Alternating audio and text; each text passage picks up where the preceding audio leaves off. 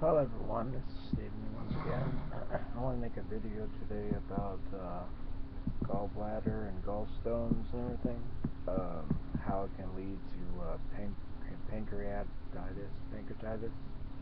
Um, a lot of times pancreatitis has a lot to do with alcoholic drinking and massive gallstones within the gallbladder itself.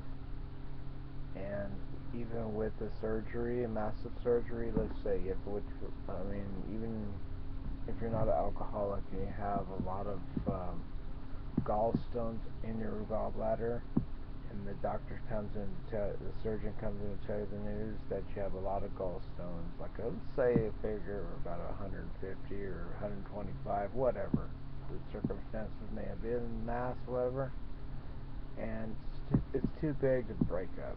Okay, we got some news from for you, from my patient. I'd like to talk to you. Our only option is surgery. What are you gonna do? You have to remove the gallbladder. What caused it? First of all, we got to get to the main cause. Okay, what causes the gallstone itself? The same thing that causes a calcification of calcium stones, of kidney stones. And that would link it to what? Number 1A, calcium deposits.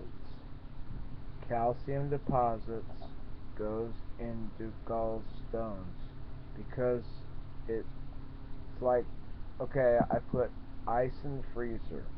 Okay, what happens when I freeze that ice? It turns hard, right? Without the freezer, it's not going to turn hard, right? You can't freeze it in the chippy ice. The same thing goes on inside your body, though. When you calculate, like calculus, you calcify. When your body calcifies the calcium, when you have an X amount of calcium inside the body, it calcifies for that time to make blockage inside the bile ducts, okay, which in turn causes gallbladder disease, gallstones, okay, very extreme pain, hard to breathe at your symptoms. Sometimes there's no symptoms hardly at all except for pain, nausea, vomiting. Very sorry, I losing my voice there. Okay, it causes nausea and vomiting. Okay, gallstones. Also, I'll tell you another thing I forgot to tell you. Not only does alcohol cause gallstones too, alcoholic. Okay, my mom was an alcoholic. She didn't exactly have the gallstones, but she had what you call pancreatitis. Okay, which pancreatitis is caused by alcoholism. Okay, 1999. Okay, high fats build up in triglycerides. Triglyceride turns into calcification, turns into high fat, turns into the object of himself. I mean, it's got to go somewhere, right? If you got a big ball of fire, if you got a big ball of massive something, just setting, let's say a golf ball. I mean, if I swallow a golf ball and it goes down my digestive system, where in the hell is it going to go if it can't pass through? It's just going to stay there until a doctor operates, right? Same category, except our bodies are supposed to break down the calcium and regulate the calcium for our muscle tissue. Okay, in order for a muscle tissue to be properly right, our metabolism has to metabolize what we eat, what we drink. Like I said, what we drink, everything that we do, it has to calcify for that matter, okay? It's a proper, almost like in calculus, math, orders of receival, okay? Like, let's say, like X. X to the argumental state of what the cause is.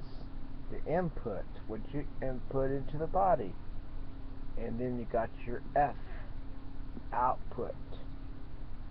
The outcome of what caused the gallstones. That's just an example, okay? I'm not doing calculus because I don't have no diagrams in front of me right now. All I have is my two eyes and my hair right now. I'm just trying to give you guys a figure here. Just like your water pump, your, I don't know, any kind of thing. Fuel pump, fuel pump, water pump, gasoline, whatever gets cut off, gets, a carotid artery, if it gets clogged, 90%, the blockage. Oops, hold on a minute, somebody's coming through here. I'm going to turn it off for a second. Okay, anyway, so basically what you want to do is, you got to watch, okay, even if you have, let's say you have the surgery, the chances of pancreatitis are very high, okay, very high. Okay, I'm not saying you're definitely going to get it, okay, not everybody that gets gallstones or gallbladder removed, your gallbladder removed, is not going to get a gallstone. All I'm saying, let's break it down this way. What causes the gallstone in the first place? High fats, high fatty foods. That's the objective here. High fatty foods cause gallstones, cause kidney stones, gallstones, pancreatitis, liver failure, okay, obstruction, gastroenteritis. I'm not trying to be a smarty pants, I'm just giving you the facts. My fingers. Okay, it's proven fact. So in order to stop these gallstones, they try to break it up. Okay, every time you're sick in the hospital, okay, and you got toxins in your body the doctor suspects, they do an IV push. Okay, called an IV push. What an IV push means is to regulate, give you water and salt water and sodium, sodium nitrate, all that stuff like that, to push it through. So you can get see if your kidneys are properly functioning, find out why your kidneys ain't properly functioning. If you have high blood pressure, they suspect, you check out your pain level, you check out to see if you need Lasix. Lasix is a diuretic that I never really used. I never told you guys of nothing subject about narcotics on here. That's all I ever talk about. I'm being serious here now about something totally different that is very serious about pancreatitis. Pancreatitis can kill you guys. Okay? Anybody gets pancreatitis can die. There ain't no end of discussion about that. I'm just telling the truth. Okay? That's why you gotta keep proper diet, fiber, watch what you drink if you can. It's hard it's hard to be perfect because I know you want to have a couple of drinks on the weekend. Just don't drink and become an alcoholic every single day like my mother did, okay? That's how she got pancreatitis, guys. Listen to me. I should know this stuff. I've learned it. I've learned from the best doctors around. I learned by listening to them. Okay? 10 doctors taught me what pancreatitis was all about. I memorized it. Okay, I wrote a lot of these notes down, and that's why I know so much about pancreatitis. Okay? I know it's caused from fats, high fats, and calcium. Because if you got objects, calcium, PTH, whatever the hell, parathyroid hormones, stimulating hormones, all those other hormones, all this fancy names doesn't matter. When you put something in your body, it's got to go somewhere. Right, guys? It's got to go somewhere. If it doesn't go out, the other end, it stays in your digestive tract. And the only thing you use your gallbladder for is to help your digestive tract.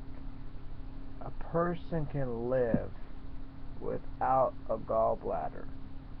But, listen to this, pancreatitis.